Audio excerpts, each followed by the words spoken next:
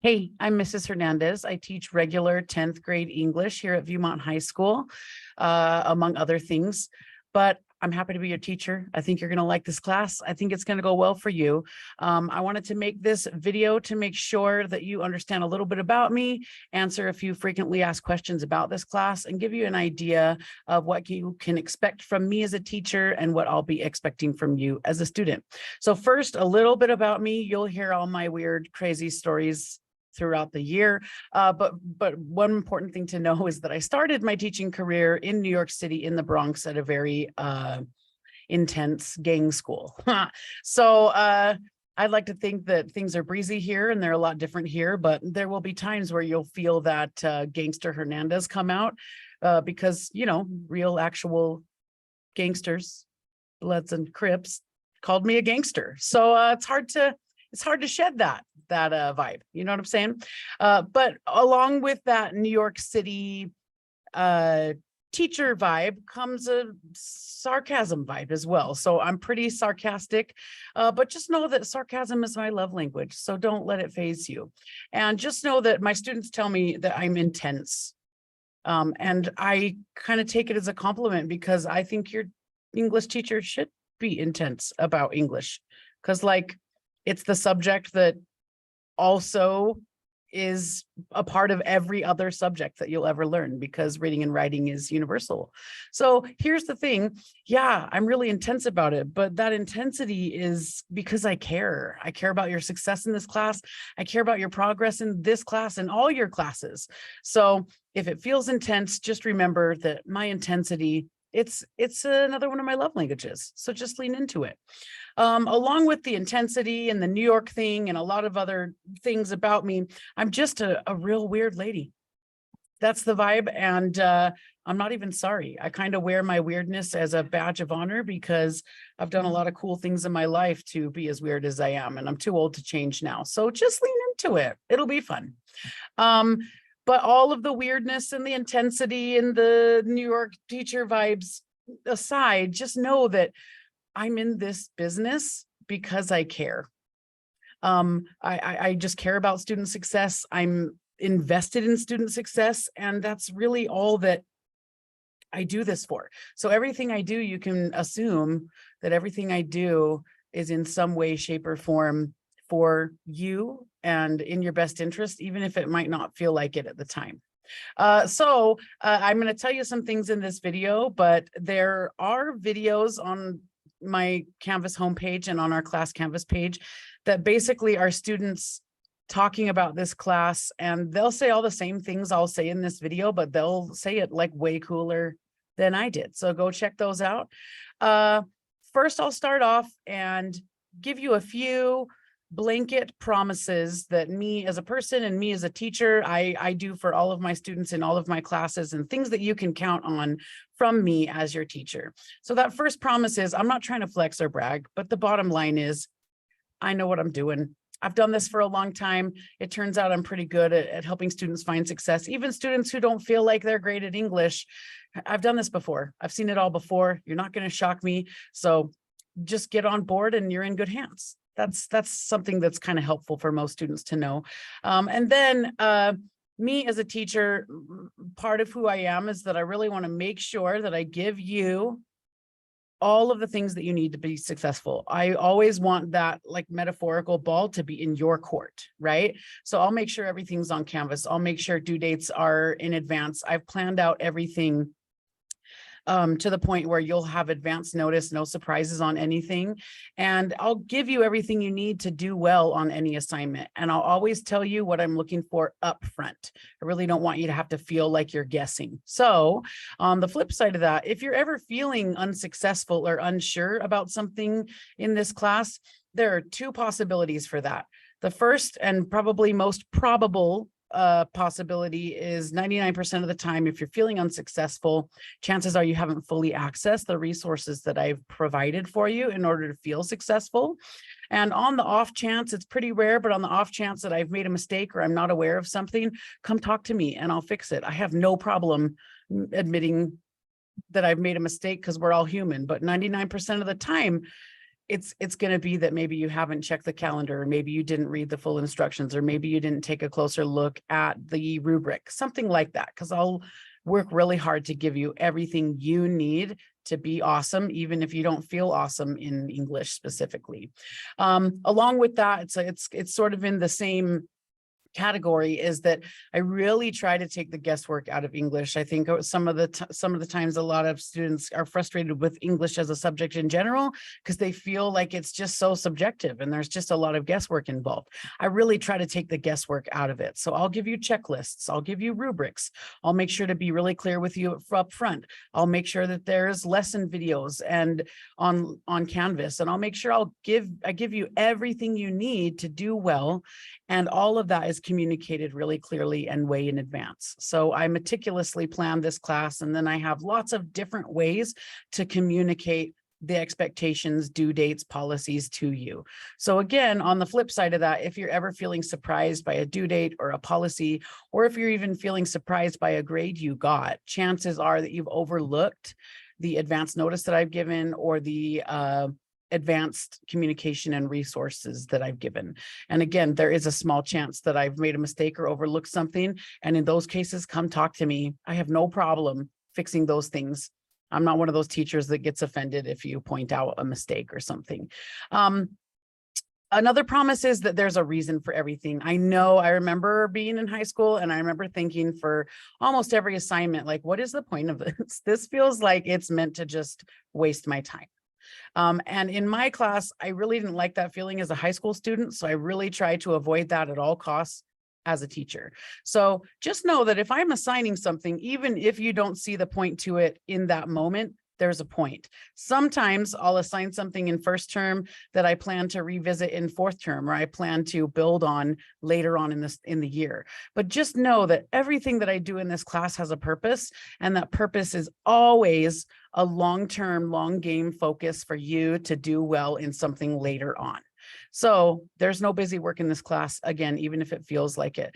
And if I'm asking you to do an assignment that feels repetitive, it's because I'm trying to get you to practice and build the muscle memory for those skills. So later on down the line, you're not stressed or overwhelmed.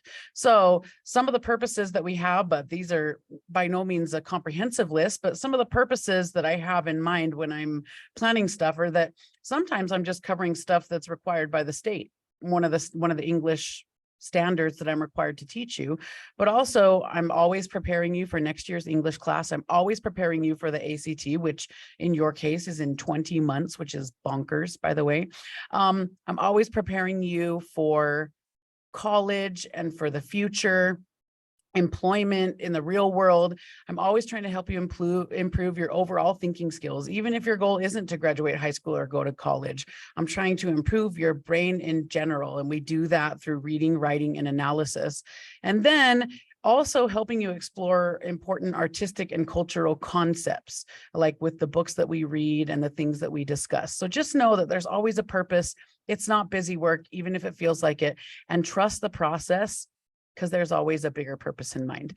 And also just know that in my class, I try to structure the grading and all of the assignments around this concept of having a growth mindset. And you probably heard about it before. You probably don't want to hear about it anymore. But the reason that people keep talking about it and won't shut up about it is because growth mindset is a massively important concept, especially when you're in school.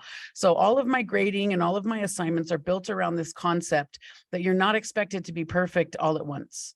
You're not expected to be perfect on the second try or even the third try, right? So the way that I grade and the way that I assign things and build activities in class is all meant to help you build skills over time. So you can feel less pressure to be perfect every time.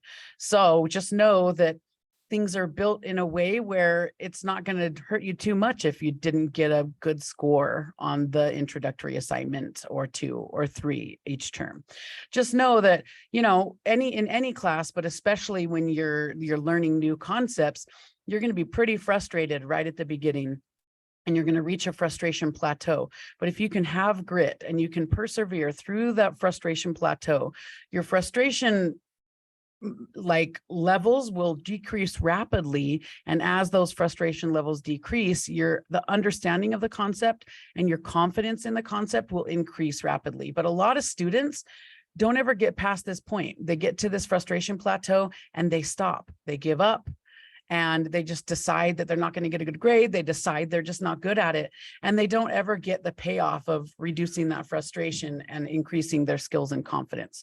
So just know that if you're ever feeling frustrated, think about this as not something that defeats you, but that you can get past and that you can grow from. So as we're moving forward, another set of, I always get asked the same exact set of questions at the beginning of every school year. So I figure if I answer all of those for you now, then it'll save us a lot of time on the back end. So question number one, I always get the question, is this class difficult? Is it hard? Is this teacher's class easier or more difficult than another teacher's class who teaches the same thing? And high school students, they just kind of want to find the path of least resistance. And I totally get that. I totally understand that. Is this class difficult? I don't think so. But I mean, I have college degrees in this topic. So what students tell me is that the work that they're given is not so difficult, but sometimes the concepts that we're covering are new and big, so they have to use their higher level thinking skills for it. So it's not that the work that's hard and there's not a ton of work, but it's just that you have to like open your brain and think a little harder. So is this class difficult? Yes and no. The work, maybe not so, there's not a ton of work, but the work that is assigned is a little bit higher level thinking. And it should be. If it feels like it's as easy as last year's English class, then I'm not really doing my job and wasting your time, right? Is this teacher strict? So my answer to that, I've had students who think that I'm super breezy and fun, and I've also had students who think I'm crazy strict. So I think it depends on your definition of strict.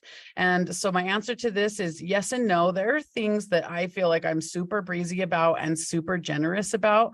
And then there are some non-negotiable things that I'm pretty strict about. I think that's the same for every teacher. It's just what they are strict and not strict about kind of changes based on the teacher. So I have another video assignment that talks about our disclosures for the class and exactly what you can have wiggle room on and exactly what is a non-negotiable with me. So I'll get more specific about this moving forward. But I mean, so the answer to this question is yes and no, depends. Can I get an A in this class? Absolutely. I don't have a limit to how many A's I will give. I think I make it pretty easy to get an A in this class as long as you're willing to work and try and turn things in on time. I think I make it pretty easy to get an A, even if you feel like you're not good at English. You should be able to get an A in this class if you're trying, if you care. So yeah, definitely get an A. It's built on growth mindset. I offer redos and makeups. So yeah, it is easy to get an A. What if I'm bad at English though? So I get this question a lot from students, and there's a lot of students who just think they're bad at English just because they had an English class that didn't jive with them very well or something. So don't judge English based on the classes that you've had up to this point. So you might be great at English. Who knows? You don't know. So like, let's forget all of the past and just look at the present. You might be great at some parts of English and you might not be so good at other parts of English, but English is one of those things where it covers so much: reading and writing and analysis and communication. It's such a big thing that you can't say that you're bad or good at all of it. There's just pieces of it that you can feel more confident about. But the thing is, after thinking about all of that, guess who is good at English? It's me. So why don't you let me handle helping you get the skills and giving you a pathway to getting those skills? Let me handle that part. And you just worry about being a good student, having grit, having perseverance, staying with me in the process, turning your assignments in on time, following the directions in the moment, and you'll look back on this year and realize that you have the skills and you're not that bad at English. So there's that. So what if I'm bad at English though? The answer is Mrs. Hernandez is good at it. So just like follow the process and trust that process. Is there a lot of homework in this class? The answer is no. You'll have a couple homework assignments here as the term begins, and you might have a couple specific homework assignments as the term ends. But really, the general rule of thumb in this class is what you don't finish in class becomes homework. So if you're staying focused and you're on task in class, chances are this won't be a class that you have a lot of homework in. But if you're absent a lot, if you are not focused in class, that's when you'll feel like you have a lot of work to do in this class. So is there a lot of homework in this class? No, that's the general answer for that. So here's the thing, my skill set is awesome. I can do a lot of cool things, but one thing I can't do, which I'm sad about, but it's a fact, I can't read your mind, right? So I can't help a situation that I don't know about. So if you're frustrated, you're concerned, if you're going through a thing that's making it difficult to, be present in this class or do what you need to do in this class, talk to me, communicate with me. I really do care. I'm here for you, but I can't fix what I don't know. Here's the thing about communicating with me. Your best bet to communicate with me is during SRC. So I have SRC technically every other day, but if you came in during SRC time on a day that I don't technically have our SRC, I'll still help you. I'll still talk to you. So that's a great time, even if it's not your day for SRC. And just know that I'm happy to help you really honestly anytime. But my hours of communication are between 7 a.m. and 3 p.m. on school days. If it's outside of that time, just know it's my family time. So I'll get back to you within 24 hours. Just know that 24 working hours between 7 and 3. I might get back to you if you email me or message me. I might get back to you on my family time, but please don't expect that because you get it. You get it. And then one more thing to know about this class is that the way that I get students' attention in this class is the Viking motto, and it's when the wind doesn't blow, Vikings row. So when I'm looking to get your attention in this class, I'll just say, when the wind doesn't blow, and then the whole class together will say right after that, Vikings row. And so that's how you tell me that you're ready to listen. And after you say Vikings row, you'll stop talking and listen and just be open to the instructions that I'll give in that moment. So let's practice. When the wind doesn't blow, I know you said it, and you also did like a fist pump when you did it. I know it. So just keep in mind, I'm here for you. I really do want to help you. I will do whatever I need to do to help you be successful, of course, within ethical and professional boundaries. You get it. But you're not bothering me. Come ask me, come talk to me, email me, message me. I'm here for you. And just know, I think you're going to like this class. Students have before, so it shouldn't be any different this year. I think you're going to like it. I think it's going to go well for you. And if it isn't going well for you, come talk to me and we'll fix it together. Thanks for watching. Okay, bye.